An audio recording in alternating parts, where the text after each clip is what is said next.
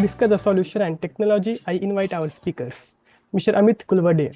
Thank you, Mr. Vivek, for nice introduction, and thanks for giving this opportunity to share my knowledge. Can I share my screen now? This is Amit Gulwade here, partner and CEO of RSK HVACR Consultant. And today, when we had discussion, we thought that we should bring some new topic. Yes, I know that it's not that new for industry because we have been using radiant cooling system from our ancestors only.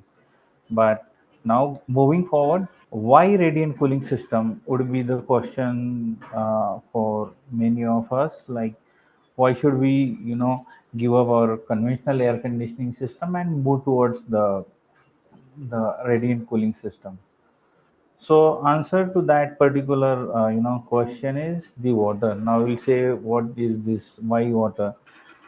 The fact is, we will discuss some facts before we start our presentation. One is water density, because if you compare the water and air, the water density is 832 times denser than compared with the air. Similarly, uh, the heat carrying capacity. If you compare the heat carrying capacity of water and air, so it is the heat carrying capacity of water is 4.32 times to be very precise, is more compared with the air. So if we compare volumetric things, then we need 1 liter of water to transport the heat from one point to other. And if we compare that water with the air, then we need 3,300 liters of water to transfer same energy from one point to other. Now we all know that air conditioning system typically known for ceiling space consumption, and since we have very critical heights in the building, everyone would prefer to reduce the building height or floor to floor height so that they can utilize. So I mean, all HVAC engineers can literally correlate with 1 liter of water and 3,300 liters of the air. These are some symmetric studies we did for typical 30,000 square feet area for say 100 ton air conditioning system. What we come to know from that comparison is we need 32 cubic feet per minute water to transfer the heat from one point to other. Similarly, if we use air, then we need typically 40,000 cubic feet air. So this clearly proves that the the water is the best source to transfer heat from one point to other. Now many of us will ask that why do we are comparing that water and what is the radiant cooling, what is the similarity between the radiant cooling technology. Basically what happens, we all know that heat transfer method, conduction, convection and radiation. Typically in radiant cooling technology, we are using the radiation effect of the uh, heat transfer method to reduce the temperature or to remove the heat from the air conditioned area.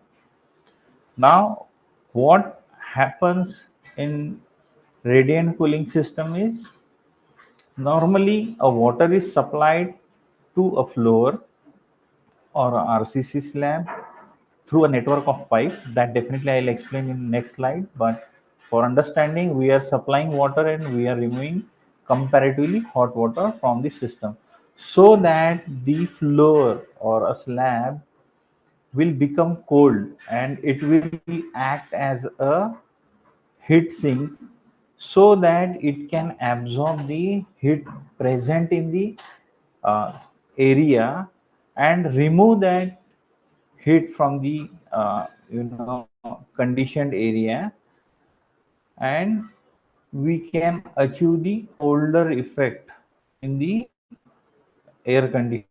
That one is the actual image, whereas and you can see ceiling temperature is lower compared with the conditioned area temperature. So basically here the radiation is happening from this panel and it is gaining heat from the conditioned area. And you can air conditioning system is very minimal, but in system one is high mass. If we install that system in the building itself while constructing the building, this kind of building is method is called as an high mass. Similarly, there is one more technology or system available is low mass. In that, what we do, the panels, the radiant panels are installed in the ceiling, and these are typically metal or the other it can be removed from that point. When we compare this high mass and low mass, it is having three different comparison between this. One is the energy retention. When it comes to high mass, it can store more energy like a flywheel and release slowly. Compared with that, low mass system are, we can't have storage of the energy. Typically high mass building can be used where there is a tariff difference. I mean, if nighttime tariffs are lower and daytime tariffs are higher, typically we can cool the entire structure in the night time, and we can enjoy the flywheel effect in the daytime. That is one comparison. Then is the speed of response. Yes, high mass buildings are slow in the response compared with the low mass, because the entire mass has to be cooled. The third one is the materials, choice of material, I would say. High mass buildings, we don't have slabs, and those has to be used as a low mass. We can have different aesthetics. I'll show you those panels also, but we have choice of material in those cases. These are the some factors we can consider for designing. Again, these are in depth.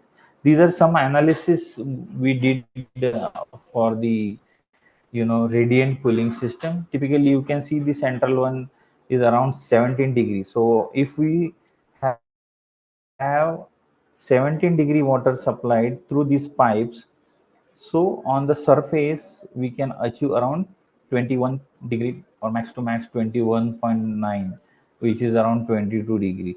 So we can keep this slab in equilibrium, and we can remove the building heat from these points. There are called the radiant cooling system.